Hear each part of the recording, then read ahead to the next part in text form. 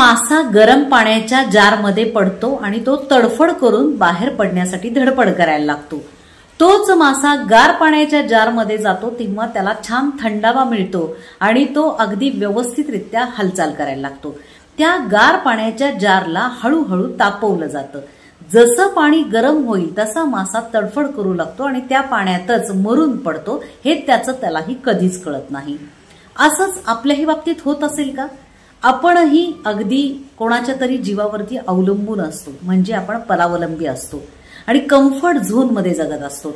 Comfort zone आपला हळूहळू निसटून जातो आणि आपण एकाकी होतो, दिशाहीन होतो। तर मला असं सांगणं आहे की कम्फर्ट झोन मध्ये अजिबात वावरू नका, स्वावलंबी व्हा, कष्ट करा, संघर्ष करा, यश नक्कीच तुमच्या हाती आहे।